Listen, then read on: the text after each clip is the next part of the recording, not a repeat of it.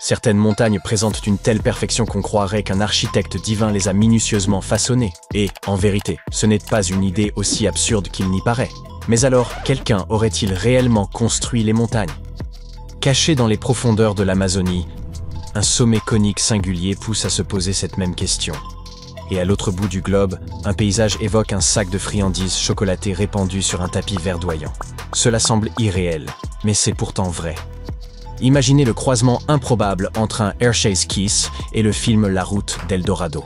C'est à peu près ce qui vous attend, car nous allons explorer deux des formations naturelles les plus énigmatiques et étonnamment harmonieuses de la planète.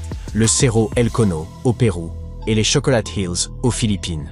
L'une pourrait bien être une antique pyramide oubliée, et l'autre se change en chocolat une fois par an. Enfin, en quelque sorte. Commençons par El Cono. Cette montagne insolite et solitaire s'élève à plus de 400 mètres au-dessus de la canopée, au cœur même de l'Amazonie, près de la frontière entre le Pérou et le Brésil. Bien sûr, l'Amazonie n'est pas étrangère au relief spectaculaire. On y trouve, plus au nord, les montagnes Imeri, ou encore les Andes, certes extérieures au bassin amazonien à proprement parler, mais longeant l'épine dorsale du Pérou. Pourtant, El Cono se distingue radicalement. Pour commencer, il est totalement isolé. Si vous survolez la région en hélicoptère, vous ne verrez qu'une mer infinie, d'un vert éclatant, composé de forêts tropicales à perte de vue. Et soudain, boum, surgit de nulle part une montagne conique presque parfaite, semblable à un immense dorito vert pointé vers le ciel. Elle ne s'inscrit dans aucune chaîne montagneuse connue, ne possède aucun équivalent, et sa symétrie est si saisissante qu'elle semble presque artificielle, le tout recouvert de forêts. Évidemment, cela a donné lieu à toutes sortes d'hypothèses. Certains croient à un volcan endormi, d'autres à une anomalie de l'érosion. Et puis, il y a ceux qui évoquent des idées bien plus excitantes. Et s'il s'agissait d'une pyramide oubliée? Avant de lever les yeux au ciel, sachez que cette théorie est moins absurde qu'il n'y paraît. Elle est même défendue sérieusement par certains. N'oublions pas que les civilisations précolombiennes d'Amérique du Sud ont elles aussi érigé des pyramides. Comment? Eh oui, contrairement à ce que certains s'imaginent, les Égyptiens n'ont pas l'exclusivité de ce concept architectural. Les Mochi, les Chachapoya et les Incas ont tous bâti des édifices monumentaux. On trouve d'ailleurs des pyramides aux quatre coins du monde. En Éthiopie, en Thaïlande, en Grèce, au Mexique et même en Italie. Mais alors, pourquoi les pyramides surgissent-elles aussi souvent dans l'histoire humaine? C'est simple. Leur forme est d'une remarquable stabilité. Leur large base soutient efficacement le poids de la structure, et leur sommet pointu symbolisait fréquemment un lien vers le ciel. D'accord, mais quelle est la probabilité que toutes ces cultures aient eu la même idée simultanément? Du calme, ancien alien. C'est certes envisageable, mais la vérité, c'est que les anciens peuples communiquaient bel et bien entre eux, par le commerce, la migration ou encore les échanges culturels. Les pyramides ne sont pas nécessairement le fruit d'une civilisation globale et secrète. Elles sont plutôt nées de l'ingéniosité de peuples curieux, répartis aux quatre coins du globe, tous fascinés par les étoiles et désireux de s'en rapprocher. À vrai dire, de récentes découvertes archéologiques ont mis au jour d'immenses cités antiques englouties par la jungle.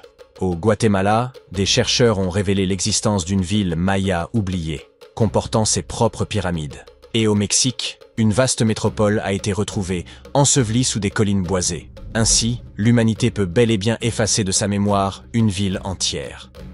Depuis les airs, si vous observez de nouveau El Cono, vous pourriez bien commencer à y croire vous aussi. Ses flancs pointes sont lisses, sa symétrie est troublante. Vu du ciel, il évoque une gigantesque pyramide à degrés, ou une ziggourate enveloppée de lianes de mystère. Et si quelqu'un vous affirmait qu'il s'agit des vestiges moussus d'une ancienne civilisation, vous seriez tenté d'acquiescer en murmurant « Oh oui, ça se voit ».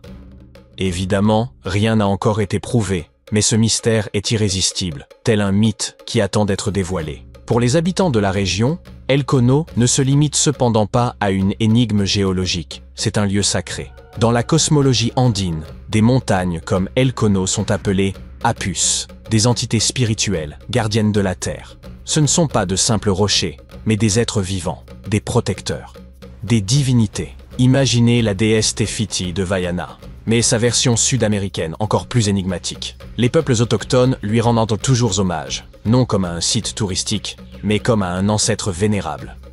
Tandis que les débats font rage pour savoir si El Cono est une montagne ou une pyramide, La nature, elle, poursuit tranquillement son œuvre. La zone entourant la montagne fait désormais partie du parc national de la Sierra del Divisor, créé en 2015 afin de préserver l'un des écosystèmes les plus exceptionnels d'Amazonie. On y trouve des plantes rares, une myriade d'espèces d'oiseaux, divers singes, ainsi que des animaux menacés comme le jaguar, le tatou géant ou encore le tapir.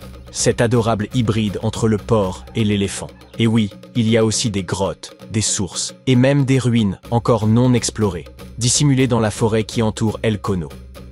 Mais alors, qu'est-ce qu'El Cono, au fond? Certains géologues avancent qu'il s'agit probablement d'un cône volcanique, compte tenu de sa morphologie. C'est d'ailleurs ce qu'affirme officiellement l'UNESCO. D'autres y voient un rare exemple de géomorphologie d'érosion, une manière savante de dire que le vent, l'eau et le temps ont œuvré ensemble pour façonner cette montagne presque parfaite. Une sorte d'origami géologique, sculpté par des millénaires de forces naturelles. Mais, en réalité, nul ne le sait. Rien de certain. Pas encore.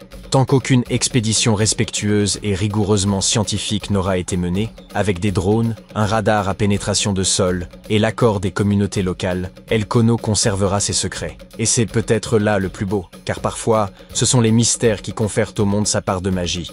Embarquons à présent dans un avion métaphorique pour les Philippines, où le mystère se poursuit, avec une touche plus sucrée. Répartie sur plus de 52 km², entre 1200 et 1700 collines, voire davantage, se dressent, toutes d'une forme étonnamment régulière et semblable à une boîte de chocolat. Vraiment, durant la saison sèche, l'herbe jaunit, et l'on dirait soudain qu'un sachet entier de Hershey's Kisses a été déversé sur le paysage. Appétissant, n'est-ce pas? Voici les Chocolate Hills, parmi les merveilles naturelles les plus emblématiques des Philippines. À distance, leur symétrie est si parfaite qu'on croirait à l'œuvre d'un paysagiste extraterrestre, armé d'un mètre ruban et d'un certain sens de l'humour. Mais d'où viennent-elles? Selon les chercheurs, ces collines constituent une rare formation karstique, terme désignant les paysages créés lorsque des pluies faiblement acides dissolvent des roches tendres comme le calcaire.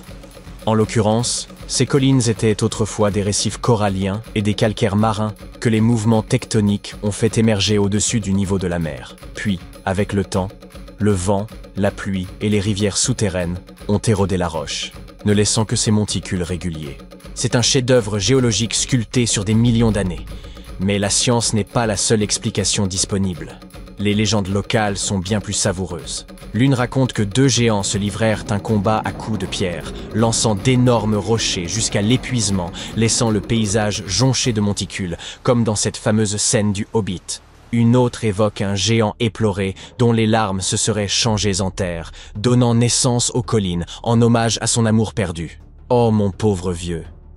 Aujourd'hui, les Chocolate Hills sont classés monument géologique national et constituent l'une des principales attractions touristiques des Philippines. Elles sont même en lice pour une inscription au patrimoine mondial de l'UNESCO. Car, franchement, où trouver ailleurs un mariage aussi délicieux entre friandises et géologie? Pour les visiter, rien de plus simple. Prenez un vol pour l'aéroport international de Bohol Panglao ou un ferry depuis Cebu, puis dirigez-vous vers les municipalités de Carmen, Batuan ou Sacbayan. Des plateformes d'observation, écoparcs et circuits en quad vous permettent d'explorer les collines de près. Que vous poursuiviez des pyramides perdues dans la jungle ou que vous escaladiez une montagne se muant en chocolat à la saison sèche, notre planète recèle des merveilles qui émerveillent et déconcertent. Et c'est là le véritable trésor. Parfois, les formes les plus étranges et sublimes de la nature ne dissimulent ni aliens ni technologies anciennes, mais révèlent simplement l'imagination foisonnante de la Terre.